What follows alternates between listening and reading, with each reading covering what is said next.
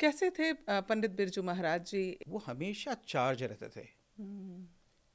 यहाँ तक कि मैं आपको ये भी बता दूं कि जिस समय उनका ये डायलिसिस प्रोसेस ये सब चल रहा था, अब सोचिए अस्पताल में भी वो वहीं लेट के, तो अस्पताल में वो देख रहे हैं तो वो पलंग पे, अब वो पलंग पे बैठना उनको अच्छा नहीं लगता था कि लेटा हूँ मैं बैठा हूँ। हम्म। उनको कुछ चीज़ याद आई, अरे सुनो यार, एक बड़ी अच्छी चीज़ आई है दिमाग में, एक काम करो ज़रा याद कर लो। हम्म। अब वहाँ महफिल बन गई। सोचिए, हम्म। थोड़ी सी लयकारी अच्छी उपज करो और एक थाट लगा के जो तुम्हारी निगाह ऐसे ये बनी, हम्म। वो जो आंखों का जो उठना गिरना और था ये उठा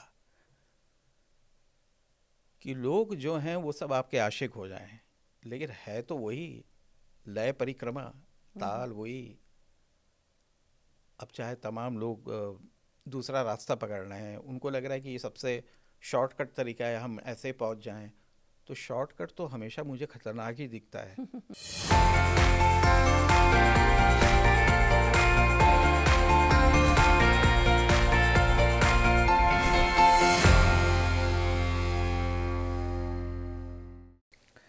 नमस्कार। आज हमारे साथ एक ऐसे कलाकार जिनका नाम खुद में एक विरासत है। कथक की दुनिया का वो नाम जो कालिका बिंदादिन घराने की परंपरा को आगे बढ़ा रहे हैं। महान गुरु पद्म विभूषण स्वर्गीय पंडित बिरजू महाराज जी के सुपुत्र, एक बेहतरीन नर्तक, कोरियोग्राफर और गुरु। हम बात कर रहे हैं पंडित दीपक महाराज जी की। आज के इस खास एपिसोड में हम जानेंगे कथक की बारीकियां क्या है, घराने की परंपरा कैसे जीवित रहती है, गुरु शिष्य का रिश्ता कितना गहरा होता है और एक कलाकार अपनी विरासत को कैसे आगे बढ़ाता है। तो चलिए स्वागत करते हैं पंडित दीपक महाराज जी का। आपका स्वागत है दीपक जी हमारे कार्यक्रम में। बहुत बहुत नमस्कार जी। मुझे दीपक जी बोलने में थोड़ा असहज हो रही हूँ क्योंकि आपको मैं काफ़ी समय से भैया ही बुलाती आई हूँ। तो दीपक भैया। हाँ। बिल्कुल जी। तो शुरुआत करते हैं हम लोग महाराज जी से। जी पंडित बिरजू महाराज जी का पुत्र होना, जी उनका शिष्य होना, उनकी विरासत को आगे बढ़ाना, जी मतलब एक तरफ लोग कहते हैं कि कोई आशीर्वाद रहा होगा तभी इस घर में इस यहाँ जन्म हुआ, जी लेकिन उतना ही चुनौतियों से भरा होता है। जी बिल्कुल बिल्कुल। आप क्या महसूस करते हैं? एक बहुत बड़ी जिम्मेदारी है। खानदानी होने का मतलब ये होता है कि पीढ़ी दर पीढ़ी चली आ रही परंपरा, जैसा कि आप जानते हैं कि महाराज जी 7 जनरेशन में आते थे, मैं 8th में हूँ जी। और 9 जनरेशन भी सामने खड़ी है, खूब अच्छा रियाज कर रहे हैं, अभ्यास कर रहे हैं। लेकिन हम जब भी आते हैं, एक छोटा सा अनाउंसमेंट होता है कि सन and disciple of Pandit Birju Maharaj जी, तो सोचिए वो एक इतनी बड़ी बात होती है हम लोगों के लिए जीवन में कि उस दायित्व को, उस लेसन को हम कितनी खूबसूरती से लोगों के सामने पेश करें, ताकि महाराज जी की वो झलक और उनकी हर एक वो बात लोगों तक पहुँचे हमारे माध्यम से। जी तो जनरली ऑडियंस की एक्सपेक्टेशन क्या होती है? और आपने सुना भी होगा रिव्यूज़, क्रिटिक्स। जी हाँ। जी अपनी आपकी अपनी पहचान थोड़ी कहीं खो सी जाती है और एक गुरु के शिष्य होने के नाते आप ज़्यादा जाने जाते हैं, तो एक्सपेक्टेशन वहाँ तक मैच करना, जी। मतलब लोग क्या कहते हैं? देखिए, जैसा जो लोग महाराज जी को बहुत प्यार करने वाले लोग रहे, जो महाराज जी की इज्जत किए, तो उनके परंपरा वालों को भी लोग उसी नज़र से ही देखते हैं। यह बात तो बिल्कुल सत्य है। लेकिन ऐसा नहीं कि हमें अपने आप को प्रमाणित करना पड़ता है।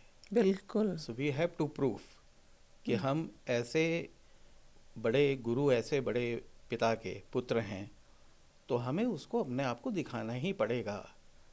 तो आज के ज़माने की अगर बात की जाए तो मैं इन सब बातों में ज़्यादा बिलीव नहीं करता कि आप खानदानी हैं, खानदानी है, नॉन खानदानी है, हर एक आदमी उसी पंक्ति में खड़ा है, उसी लाइन में खड़ा है जहाँ उसको स्ट्रगल करना पड़ता है।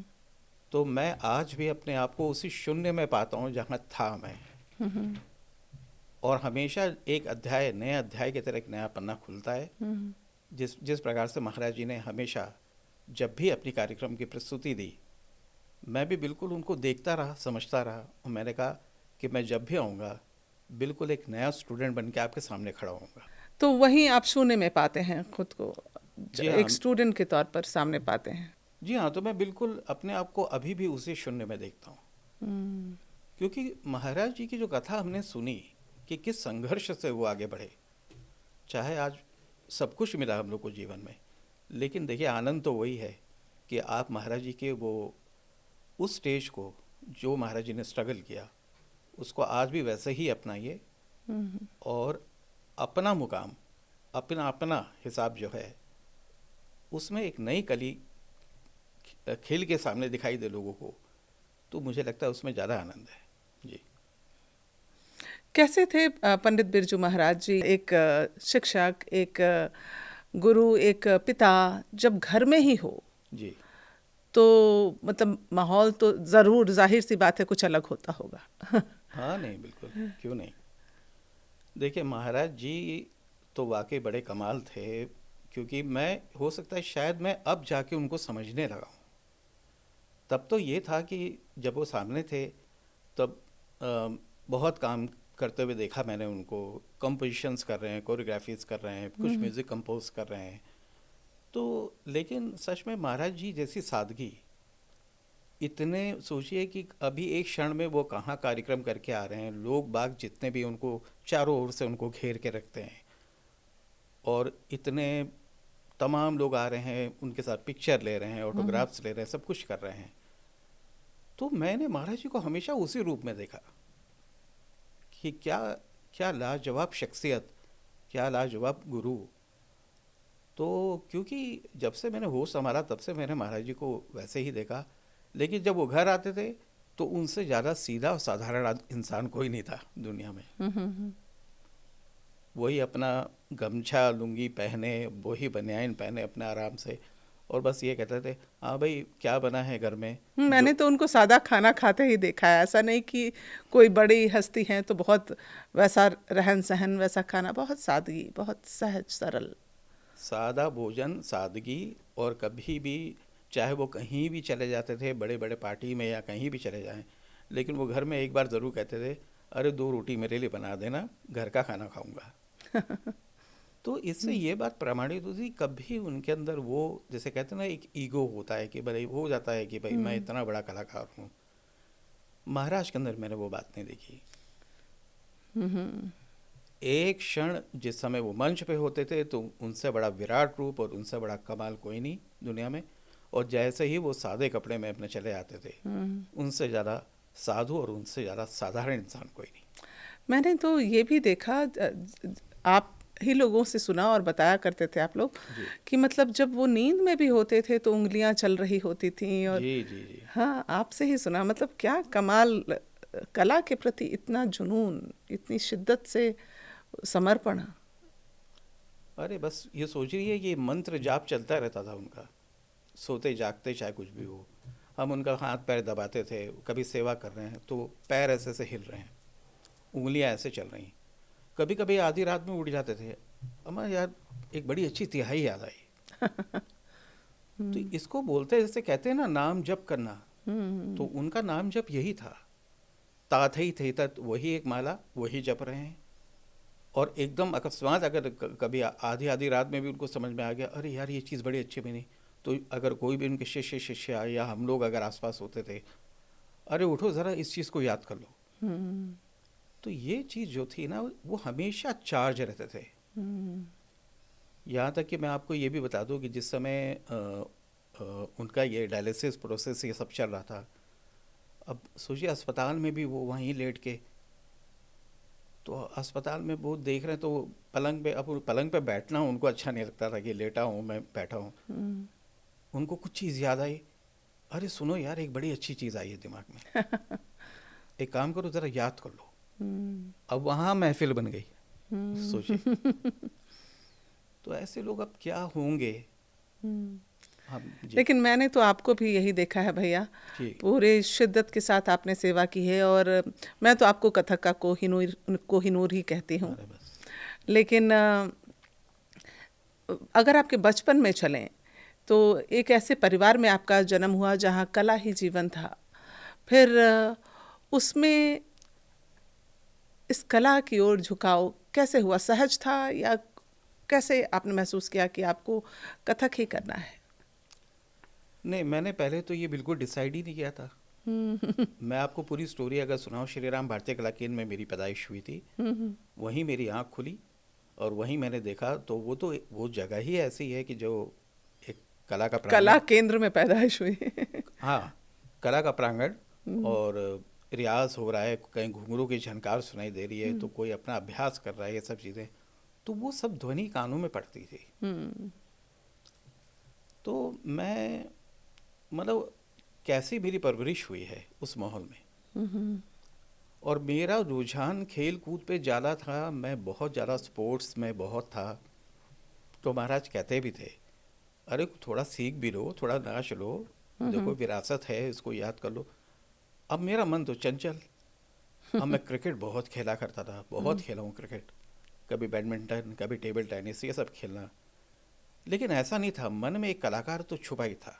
क्योंकि इतना महाराज जी से जो पूर्वजों की कहानियाँ हमने सुनी कि क्या उन्होंने किया, क्या कमाल किया, और स्वयं महाराज जी ने क्या कमाल किया, तो वो तो दिल दिमाग में बसा ही हुआ था। तो खेलता था, बहुत खेलता था, लेकिन धीरे धीरे करके मेरा मन परिवर्तित हुआ। किस उम्र में आपने डिसाइड किया, मतलब कि अच्छा कला करेंगे, आप नृत्य सीखेंगे? मैं श्वेता जी, मैं नृत्य तो बचपन से सीख ही रहा था, खेलता भी था, सीख भी रहा था। और स्कूल फंक्शन, भारतीय कला, भारतीय विद्या भवन जो स्कूल मेरा, तो वहाँ पर जितने भी नृत्य नाटिका हो रहा है, डांस हो रहा है, छोटा मोटा फंक्शन, हर जगह मैं था। तो डांस की शुरुआत तो मेरी तभी से हो गई थी। सबसे पहले कान ने सुना ध्वनि, म्यूजिक, वातावरण, ये आंखों ने देखा। फिर स्कूल टाइम से ही मेरा फंक्शन शुरू हुआ। लेकिन जो मेरा पहला एकल नृत्य सोलो परफॉर्मेंस जो हुआ, वो साहित्य कला परिषद में, अच्छा, युवा महोत्सव में मैंने किया।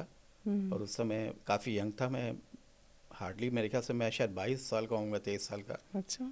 तब मैंने 40 मिनट का कार्यक्रम सोलो किया था। जी। और महाराज जी ने क्या कहा? तब भी उन्होंने कहा कि इसको बेहतर कर सकते थे। देखिए, गुरु, ऐसे महाराज जी गुरु थे कि जहाँ हम लोगों की बात खत्म होती थी, वहाँ से वो शुरू होते थे। सोच लीजिए, बिल्कुल। जैसे हमने कहा कि हमने कमाल कर दिया, लोग खड़े हो गए, तालियां बजा रहे, सब कर रहे हैं, और महाराज अपना देख रहे हैं बड़े प्यार से। हाँ, अच्छा किया, अच्छा किया, ठीक है, लोग तारीफ कर रहे हैं, लेकिन बेटा थोड़ा सा कुछ और, ज़रा इसमें तबीयत और ले आते, कुछ और तबीयत ले आते, तो 4 चांद लग जाता। तो मैं वही चीज़ को टटोलने में लग गया कि मतलब कि महाराज जी की क्या उम्मीद है, महाराज जी क्या बताना चाह रहे हैं। लेकिन अब धीरे धीरे ना, अब जाके मुझे उन सब बातों का एहसास होने लगा। अब जैसे जैसे आयु भी बढ़ती जा रही है ना, तो अब मुझे महाराज जी बहुत करीब दिखाई देते हैं। उनके एक एक शब्द समझ में आते हैं कि शालीनता क्या है, नृत्य क्या है, नज़ाकत क्या होती है, खूबसूरती क्या होती है, मुख विलास क्या होता है, चेहरा मोहरा क्या होता है। बिल्कुल। ये सब महाराज जी की शिक्षा है बस। तो जो अलग अलग घराने की अलग अलग खासियत होती है भैया, जी। तो जैसे कालिका बिंदाधन घराने की क्या खासियत है? कुछ आप अगर हल्का फुल्का परफॉर्म करके, यहाँ तो मैं आपको कह नहीं सकती, लेकिन कुछ अगर बता सकें आप। नहीं, अब जैसे हमने अपने पूर्वजों की कहानियाँ सुनी है, अब जैसा कि आप जानते ही हैं, लखनऊ घराना, अब बादशाहों का या महफिलों की बात की जाए, नवाबों की बात की जाए, तो उस समय मतलब नज़ाकत, खूबसूरती, अदा, और ये सब चीज़ें। खूबसूरती जैसे मैंने सुनारों का काम जिसको कहते हैं, लोहारों का नहीं, सुनारों का काम।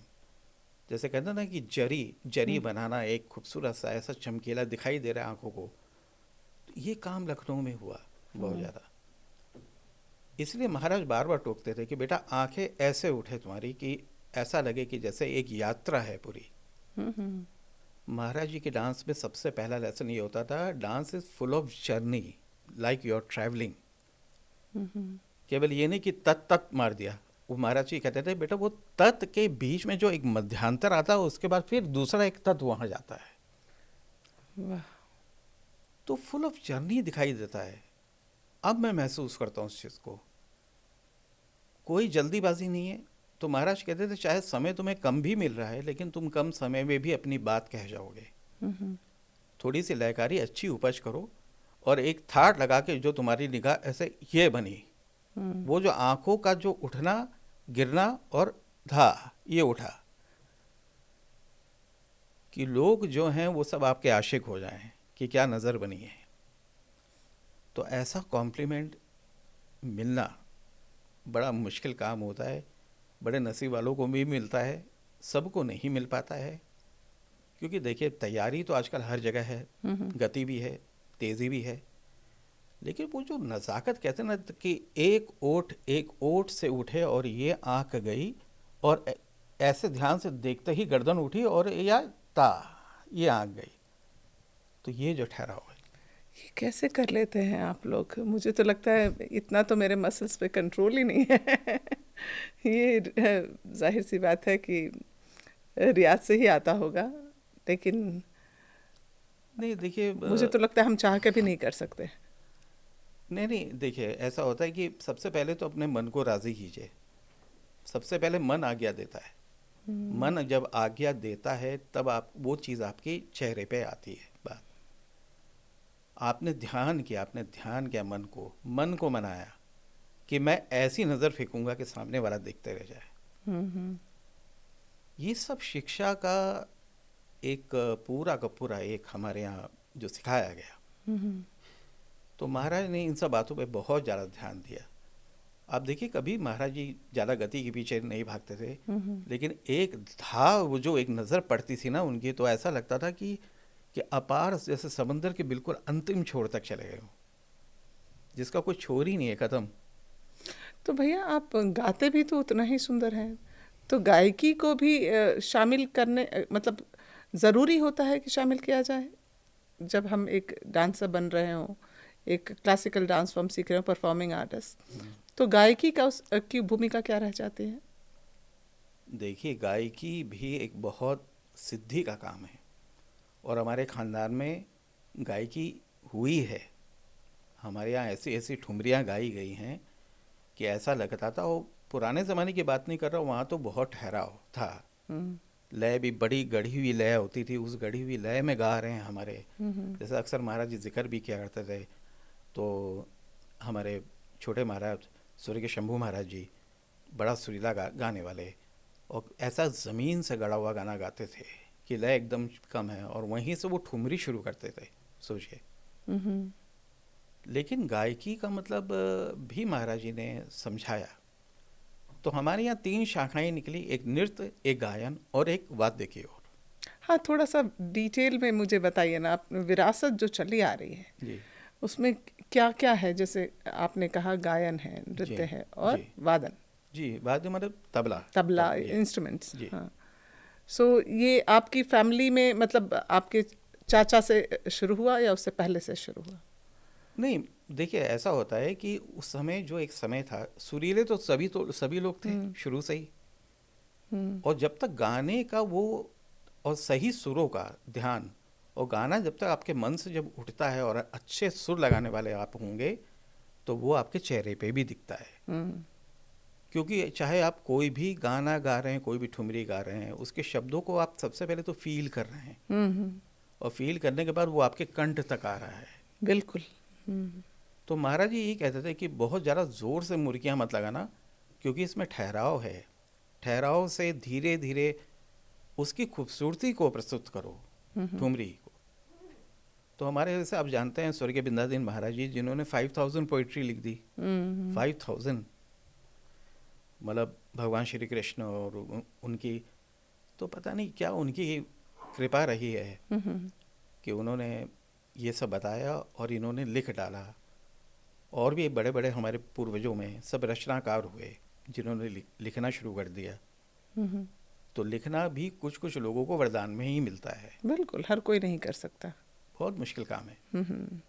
मैंने भी कोशिश की थी कविता लिखने की, तो मेरे शिष्य जो हैं उन्होंने मुझसे कहा तो वो भी मुझे चाचा जी बोलता है प्यार से। तो मैंने कहा भाई जिस भाव से कोई मुझसे मिलेगा मैं वैसे ही अपनाता हूँ उसको। तो कह रहे चाचा आप कुछ लिखिए ना। तो मैं एकदम से यूँ हो गया, मैंने कहा मैं लिखूँ, मेरा ऐसे हो गया था। तो मैं एकदम शॉक्ड हो गया, अरे मैं लिखूँ, क्योंकि महाराज जी ने तो पूरी की पूरी किताब लिख दी। मेरे बड़े भाई पंडित जयकिशन महाराज जी ने लिख दी। जी जी। मैंने कहा देखो भाई मैं साहित्यकार नहीं हूँ, ठीक है आध्यात्म से जुड़ा हूँ लेकिन साहित्यकार नहीं हूँ। कह रहे आप जैसा भी लिखना है इसको बोलते हैं जो आपको चाहने वाले लोग होते हैं, जो आपको चाहते हैं, आपको प्यार करने वाले लोग होते हैं, वो सब लोग कहते हैं कि नहीं आप लिख दीजिए, और मुझे लगता है कि आप लिख दोगे। तो पहला मेरा जो लेख था वो कविता स्वरूप था। मैंने गुरु को पहले प्रणाम किया, क्योंकि मेरे जीवन में तो गुरु ही सबसे पहले हैं। बिल्कुल बिल्कुल। गुरु ब्रह्मा गुरु विष्णु गुरु देवो महेश्वराय। तो अगर आप कहें तो मैं एक दो लाइन आपको सुना मैं सकता सुनना चाहूँगी जी। तो एक तो मैंने जो शुरुआती लिखा था, मैंने लिखा था कि ध्यान ज्ञान गुरु प्रणाम सब ही देत एक बान। और वो जो बान है वो किस चीज़ का बान है? ध्यान का और ज्ञान का। तो ध्यान ज्ञान गुरु प्रणाम सब ही देत एक एक बान, और लक्ष्य भेद ज्ञान उजरे सप्त चक्र योग ध्यान। वाह। और सुमिरन नित गुरु ध्यान पावत जीवन महान, गुरु वेद गुरु शास्त्र गुण गंग बहे एक धार। तो यहाँ मैंने महाराज जी को संबोधित किया कि जपो नित एक नाम जहाँ पग धर्यो चले ब्रिज श्याम। तो महाराज जी का नाम ब्रिज श्याम। तो जपो नित एक नाम जहाँ पग धर्यो चले ब्रिज श्याम, और दीप श्याम धन्य भय। ये मैंने अपने आप को संबोधित किया, दीप श्याम धन्य भय पायो गुरु ऐसो महान। वाह। तो ये कौन कहता है कि आप नहीं लिख सकते? मतलब इतनी शंका, मुझे तो लग रहा है कि आप किसी भी वरिष्ठतम साहित्यकार की तरह हैं। अरे बस देखिए, रचना लिखना तो शायद आप लिख भी दो, लेकिन उसको किस तरीके से उसका विवरण देना, कैसे आप बोल रहे हैं, वो बात ज़्यादा मायने रखता है। एक मैंने लिखा था कि गुरु गुण देत जीवन आधार, धन्य भयो मिलो जीवन सार। और बिन गुरु मन डोलत इत उत और, गुरु ज्ञान देत जीवन तट छोर। द्वेष घृणा क्रोध अहंकार ज्ञान ज्योत नष्ट कर, सबही अंधकार। और गुरु ज्ञान गुरु ध्यान गुरु पुराण बन्यो वेद, और गुरु देत ज्ञान सब ही एक समान, कबहू न करत मतभेद। तो गुरु के लिए सभी, चाहे शिष्यों शिष्याओं, कभी मतभेद नहीं करते। तो एक बड़ा सुंदर लाइन जो मुझे खुद भी अच्छी लगी कि प्रथम उद्देश्य ध्यान सुर लय ताल जपो नित एक माला, और श्याम संग ब्रिज श्याम करत नृत्य गूंजत नाद बजे मृदंग झाला। वाह। तो दीप श्याम धन्य भय पायो गुरु ब्रिज श्याम स्वरूपा, और गुरु मुख मंडल तेज प्रकाश लाग्यो, जैसे त्रिदेव छवि नमन भगवंता। वाह। ये मैंने गुरु पे लिखा। बहुत ही खूबसूरत, ये तो बहुत ही खूबसूरत है। बहुत बहुत धन्यवाद। लेकिन जब एक ऐसी विरासत हो जिसमें एक से एक दिग्गज कलाकार जी, और गायन वादन नृत्य हर तरह की विधा हो, तो विरासत को आगे बढ़ाने की जिम्मेदारी कितनी बड़ी लगती है आपको भैया? जिम्मेदारी तो मेरे ख्याल से सभी की बनती है। कोई भी किसी भी घराने में सीखे, कोई किसी भी घराने में सीखे, जिम्मेदारी, जैसे मैंने शुरू में ही आपको कह दिया था कि जिम्मेदारी है। क्योंकि गुरु का नाम ही इतना ऊंचा होता है कि हम अपने गुरु को सबसे पहले एक मूल जीवन का आधार मान के, और उसके बाद ही हम आते हैं मंच पे। तो कोशिश हमारी यही रहती है कि उस जिम्मेदारी को हम बखूबी निभाएं और उस परंपरा को इतनी खूबसूरती से प्रस्तुत करें जैसा गुरु ने हमको सिखाया। तो वही प्रयास अभी भी है, अभी भी वही कोशिश है, आगे भी वही कोशिश रहेगी। शिष्य हैं और शिष्य ही रहेंगे जीवन में। कोई घटना याद आती है आपको पंडित जी के साथ, जब उनके साथ मंच साझा किया हो, या कोई ऐसी प्रस्तुति जिस पर उनका या तो टिप्पणी हुई हो, कोई ऐसी घटना याद आती है? टिप्पणी से मतलब ये है कि महाराज जी कभी कभी जैसे क्रिटिसाइज नहीं करते थे, लेकिन इशारे इशारे में उनकी आंखें सब कुछ बोल जाती थी। महाराज की कमाल तो यही था कि आंखों से देख लिया उन्होंने, हल्का सा मुस्कुरा दिया, तो मतलब आप समझ जाइए कि क्या हुआ। मुझे याद है एक बार मैं और महाराज जी मंच पर थे, और उस समय मैं भी अपने रियाज में था, मज़े में एकदम तैयारी, हाथ बांधे रोज़ घंटों। महाराज जी जानते थे कि मेरा पद संचालन बहुत ज़्यादा काफ़ी पावरफुल है, बहुत तेज़ जाता हूँ। और उस समय महाराज जी की आयु अच्छी खासी, मतलब करीब आई थिंक 78 के होंगे महाराज जी उस समय। अब सोचिए उनके मेरे आयु में कितना अंतर। तो हम जैसे ही तत्कार बढ़े तो मैं थोड़ा सा लिहाज करा था, क्योंकि मुझे मालूम था कि मेरे गुरु मेरे साथ खड़े हैं। तो जितना महाराज जी हमेशा बहुत सॉफ्ट पैर जाते थे और घुंघरू की आवाज़ ज़्यादा सुनाते थे। एक चीज़ मैं आपको बताऊं श्वेता जी, कि मुझे क्या लगता है कि एक दूसरे का पर्याय क्या है। घुंघरू मतलब गुरु और गुरु मतलब घुंघरू। अच्छा। देखिए, और दोनों में क्या ऊ की मात्रा कैसे लगी, ये मैंने क्या सोच के कहा कि जब आपका जब गुरु पूर्णिमा या पूजन कुछ होता है तो गुरु स्पर्श करता है आपके घुंघरू को, तो वो ये कहता है कि देखो बेटा, मैंने आपके घुंघरू को छुआ है, इसका मतलब मैं अपने आप को वहाँ देख रहा हूँ, तो तुम मेरे सम्मान को बना के रखना। शायद आपको ये बात अच्छी लगेगी। और दोनों में घुंघरू या गुरु ये बिल्कुल ऐसे, हाँ, सोचा जाए तो बहुत गंभीर है। तो तब उनका कहने का मतलब ये था कि पैर पीटो नहीं, घुंघरू की झनकार उसकी नूपुर की आवाज़ सुनाई दे, क्योंकि उसमें मैं बसा हूँ, मेरा आशीर्वाद बसा है। तो वो चीज़ ना मेरे दिल को लगी। तो आज भी अगर मैं कोई उपज जाता हूँ, कुछ जाता हूँ, कहीं अगर थोड़ा सा भी आवेश में आकर ज़ोर से अगर पैर मेरा जाता है तो मुझे लगता है मेरे गुरु मना कर रहे हैं, बहुत ज़्यादा ज़ोर से हो रहा है, कम करो। फिर एकदम मैं स्लो हो जाता हूँ, फिर घुंघरू की आवाज़ आती है। तो जब हम एक परंपरा की बात करते हैं, तो अब जब ज़माना बदल रहा है, डिजिटल हो रहा है, जी, तो आधुनिकता के साथ उसका टकराव तो होता होगा ना किसी भी कला का। किस तरह के टकराव महसूस करते हैं आप लोग? देखिए अब ऐसा है कि अगर मैं बहुत खुल के बोलूँगा तो पता नहीं कितना उचित होगा या अनुचित होगा, मुझे मालूम नहीं। लेकिन हाँ, ये ज़रूर है कि जो एक विरासत है वो तो यही है। क्लासिकल म्यूज़िक हो, क्लासिकल डांस हो, किसी भी आर्ट फॉर्म का, हाँ, वाद्य है। तो कहने का मतलब ये होता है कि उसके लिए एक तो सबसे पहली बात तो धैर्य मन में चाहिए होता है इन सब चीज़ों को सीखने के लिए।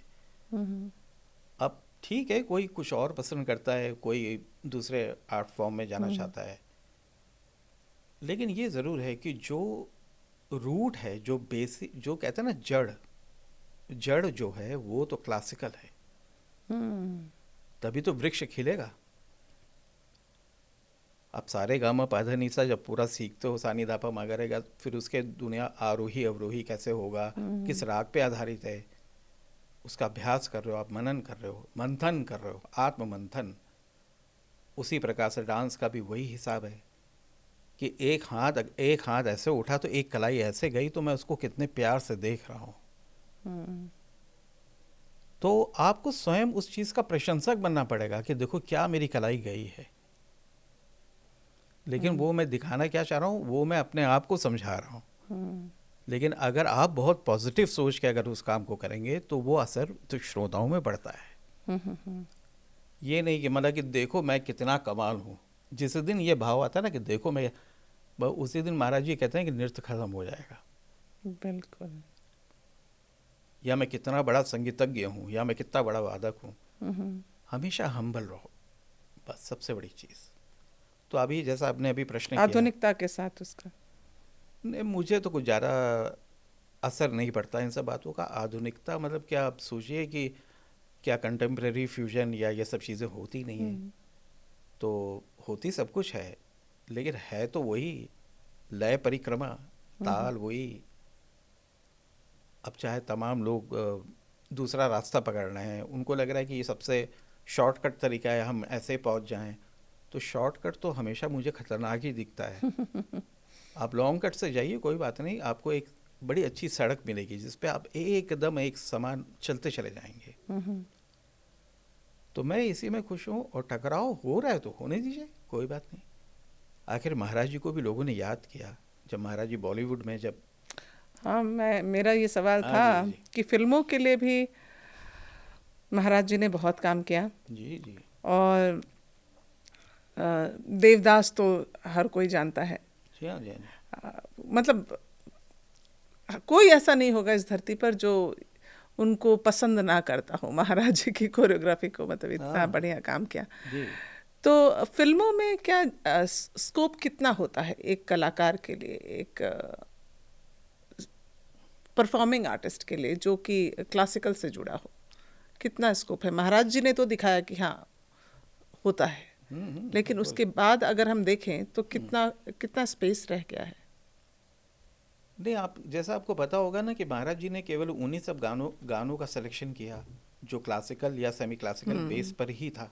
बिल्कुल। महाराज जी ने कहा देखो, मैं शर्त मेरी यह है, अब काहे छेड़ छेड़ मोहे गरबा लगाए, अब सोचिए ऐसे ऐसे गानों का चुनाव हुआ उस समय, जो कि उसमें महाराज जी की अपनी खुद की कवित्व रचनाएं भी आई बीच में। महाराज जी ने कहा हाँ ये ठीक है, और उसको माधुरी जी ने बड़ी बखूबी, बहुत बड़े सुंदर, हाँ, क्या खूबसूरती से उस चीज़ को निभाया है। बहुत सुंदर। फिर बाजीराव मस्तानी में मोहे रंग दुलाल। तो मतलब जो भी आध्यात्म से जुड़ी चीज़ें होती थी या कुछ भी, डेढ़ इश्क था, विश्व रूपम, तो महाराज जी ने उसी चीज़ को चुना। कह रहे देखो मैं अपने दायरे में हूँ, मैं अपनी मर्यादा में हूँ, इसी पे आधारित अगर सब कुछ होगा। अब ऐसा और पूरे पुराने चले जाए तो हमारे मजले महाराज जी, स्वर्गीय लच्छू महाराज जी, पाकिज़ा देखिए, तीसरी कसम देखिए, तो उसमें क्या क्या उन्होंने कोरियोग्राफी की, कि जब प्यार किया तो डरना क्या, प्यार किया कोई चोरी नहीं की। अब ऐसा भाव निकाल रहे हैं एक के बाद एक। वो इतनी खूबसूरती वाली झलक तो हम आपका भी देखना चाहेंगे बॉलीवुड में भैया।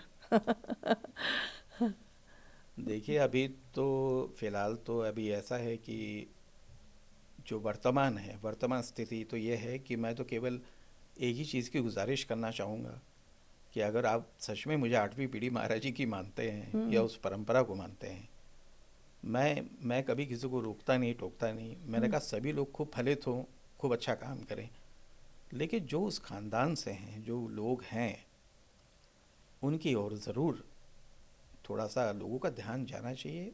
और ऐसा नहीं है कि दे नहीं रहे हैं, दे रहे हैं ध्यान, लेकिन क्या है कि अब जैसे पहले शर्तें नहीं हुआ करती, अब शर्तें ज़्यादा हैं कि ये करो, ऐसे नाचेंगे, तो सब होता था। तो अभी एक टर्निंग पॉइंट मेरी लाइफ में बहुत बड़ा आया। ये मैं आपसे पूछना चाहती थी कि जी महाराज जी के बाद, ये मैं एक आखिरी सवाल लेती हूँ भैया, कि जी महाराज जी के बाद जी ऐसा लगता है जैसे चुनौतियाँ काफ़ी ज़्यादा हैं। जी हाँ जी। क्या हैं वो चुनौतियाँ? चुनौतियाँ मतलब यही है कि चुनौतियाँ तो हमने स्वीकारा ना उस चीज़ को, क्योंकि हम ये चीज़ तो भूल नहीं सकते कि हमारे पूर्वजों की कहानी या महाराज जी क्या थे, तो भली बात ही सारी दुनिया जानती है। बात ये हो रहा है कि मैं उस चीज़ को कैसे निभा रहा हूँ। सही बात है।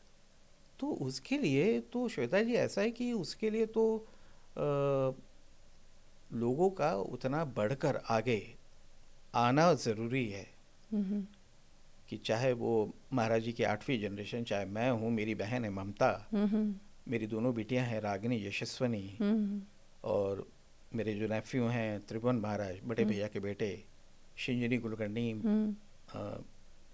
मेरी नीज़ हैं। तो ये सब लोग खूब मेहनत कर रहे हैं, काम कर रहे हैं, लेकिन आधार तो वही है मेन। बिल्कुल। हम अपने लिए थोड़ी नाच रहे हैं, जो भी कर रहे हैं उनके लिए कर रहे हैं, वो दीप जलता रहे, बस सबसे बड़ी बात। बहुत ज़रूरी है, बहुत बहुत ज़रूरी। ज़रूरी है। भैया जब आप जैसी शख्सियत सामने हो और कोई प्रस्तुति ना हो जी तो बहुत अधूरा सा रह जाएगा सब कुछ। तो आपसे मैं चलते चलते ये आग्रह करूंगी कि अगर कुछ आप प्रस्तुत कर सके हमारे दर्शकों के लिए। जी बिल्कुल बिल्कुल, ये मेरा सौभाग्य है। और हालांकि ये सब तो मैं गुनगुनाता ही रहता हूँ, मेरे गले में बैठा ही है, क्योंकि वो जैसा आपने कहा ना, थिरकन महाराज जी की उंगली की चलती है, तो हमारे अंदर भी कुछ ना कुछ चलता ही रहता है। तो एक मैं ठुमरी हमारे बाबा की ही रचना है, बिंदादिन महाराज जी की। तो जो महाराज जी किया करते थे मैं गाता था उनके साथ। तो भाव वो है कि मोरी गागरिया काहे को फोरी रे श्याम, मोरी एक गागरिया एक काहे को फोरी रे श्याम। अब देखिए वो जो भाव जो दिखना, ये मोरी गागरिया काहे को फोरी रे श्याम। तो ऐसे इस प्रकार से मोरी गागरिया काहे को, मोरी गागरिया काहे को फोरी रे श्याम, मोरी गागरिया काहे को फोरी रे श्याम। ए मैं तो गारी दूंगी ना बोलूंगी, ए ढीठ लंगर, मैं तो गारी दूंगी ना बोलूंगी, ढेठ लंगर, मोरी गागरिया काहे को फोरी रे श्याम। छेड़ करती एको एको नहीं माने, छेड़ करती एको नहीं माने, ए जाए कहूँगी बिंदा नंद के दुआरे, जाए कहूँगी बिंदा नंद के दुआरे, मोरी गागरिया काहे को फोरी रे श्याम। सो ब्यूटीफुल, बहुत सुंदर भैया। बहुत बहुत धन्यवाद। बहुत बहुत शुक्रिया आपका भैया हमारे कार्यक्रम में आने के लिए। बहुत बहुत धन्यवाद। तो इस एपिसोड में फ़िलहाल इतना ही। अगले अंक में फिर जुड़ती हूँ आपसे एक नई हस्ती के साथ। अभी दें इजाज़त, नमस्कार। और हमारे चैनल को आप सब्सक्राइब ज़रूर कर लें और इस वीडियो को ज़्यादा से ज़्यादा लोगों तक पहुँचाएं, ताकि पंडित दीपक महाराज जी जो बात कह रहे हैं उन्हें सही कानों तक हम पहुँचाने की कोशिश करें। और ये जो एक परंपरा, एक विरासत, एक घराना जो ये अपने साथ लेके चल रहे हैं, उसको और बल मिल सके। नमस्कार।